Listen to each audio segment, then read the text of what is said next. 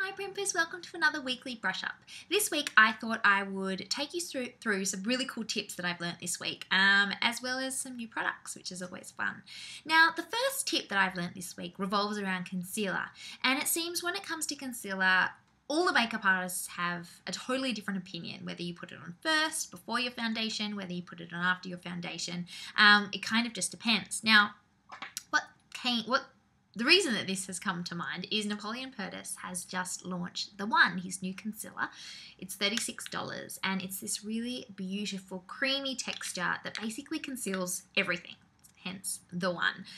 Everything from scarring to acne to redness, pigmentation, everything, which is really cool. It's kind of like a camouflage and a concealer in one. But what he was saying is that it doesn't really matter if you apply your concealer first before your foundation or after your foundation. What the main determining factor is your skin tone. So if you have a lot to conceal, if you do have scarring, some under eye circles, pigmentation, whatever it might be, if you have a lot of things to conceal, put your foundation on first. So set that base and then touch up all those areas with your concealer. The reason for that being is that if there's lots of places that you spend all that time perfecting with your concealer, then when you wipe your foundation over the top, it's kind of all going to be smeared and maybe even disappearing altogether. So foundation first if you've got lots to conceal. But if you only have a few areas to conceal, say under your eyes, that's about it, you can pop your concealer on first and then just go over with your foundation where need be. On that note, most makeup artists will agree that you don't actually put foundation all over your face. It's not about going to the hairline. That look is long gone. It's just about this beautiful natural finish of creating that flawless base and kind of starting from the nose and working outwards. So that's my number one tip. Number two, ditch the toothpaste. Now, this is one of the coolest things that I have seen for a while, and it's totally different. It is these new, what are they called? Toothy tabs from Lush. Now, I haven't opened this one. I have opened another one, but not this one because they do get a little bit messy. But the whole thing with Lush is that they were like, people will actually waste. There's some crazy statistic, let me tell you. 4% of every tube of toothpaste goes to waste. And then once you've obviously finished your toothpaste, it goes to landfill. They can't recycle it. So they wanted to kind of reinvent this whole category, and they have come up with these toothy tabs. Now they're these crazy little tablets that you just put in your mouth and kind of crush a little bit and then go ahead with your toothbrush, and they foam. And obviously all the packaging's recycled. They use like spices and all these other different things. There's no nasties in there.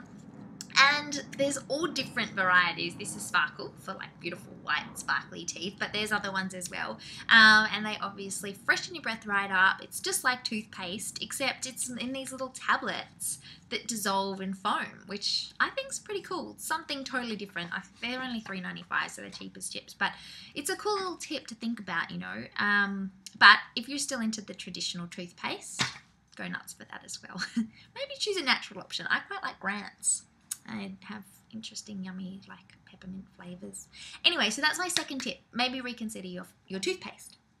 Now, the third tip of the day is scorching your hair with your hair straightener. Let's not pretend that most people haven't done it. If you haven't burnt your skin, most people have burnt their hair.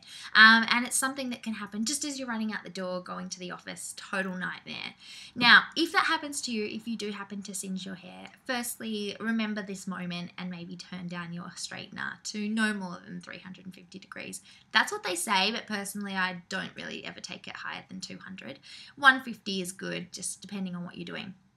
But if you do happen to scorch your hair, run for the hair oil, any oil actually. This is just one that I had around my room. It's the Body Shop Beautifying Oil.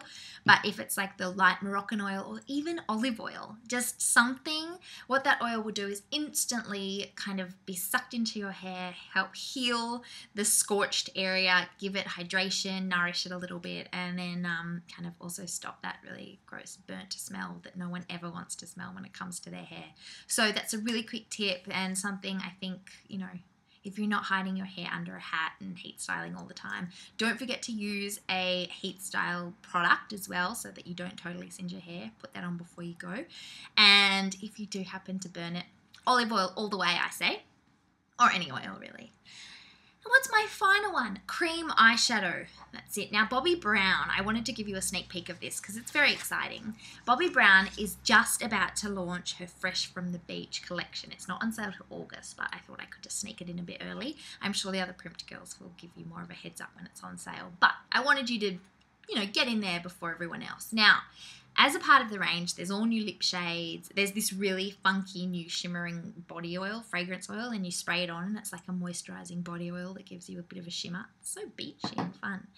But of course, it's her long wear cream eyeshadows. Now, cream eyeshadow is a little bit of a tough one because I love the appearance. It's really great if you just want a really natural, smooth, slightly dewy, glowy, healthy finish, but the problem with that is it often creases. I think of all the eyeshadow formulas, the cream shadows are the ones that crease the most, and they get into your eyelid when you blink, and it's just not the look that you want. So firstly, if you're not going for a long wear option like this, put powder, just a sheer translucent powder over your concealer. So concealer or primer concealer, set the whole thing with a powder. Put your cream eyeshadow over the top and then set it again with more translucent powder. And that powder really helps kind of make it stick and not go all creasy and weird. But as this says, this is a 12-hour formula. This is a really cool new shade. So this one's called Candlelight. And it's this perfect kind of white shimmery color that I have just put into the inner corners of my eyes and just under my brow bone, but you can just sweep it all over your eye for that beautiful kind of fresh from the beach summery look. There's also copper, bronzies, all these amazing nudes. So there's 4 new colors in this cream eyeshadow, as well as a new cheek glow and super fun things, but the whole range will be on sale in August. But I just wanted to touch on the whole cream eyeshadow thing because it really is a great makeup option, but some people steer clear of it because they're scared it's going to crease, but it doesn't have to. Anyway, Primpers, that is my video for this week. 4 really fun new tips and some new products as well that we always love. Anyway, guys, have a beautiful weekend, and I'll see you all back on Primped next Friday. In the meantime, share with me what you think of this week's picks and what toothpaste you use, because that's really not something we never talk about on Primped. So I want to know. Share your ideas and thoughts. Anyway, guys, I'll see you next week. Yeah. Go to for the how, so you know that you want to.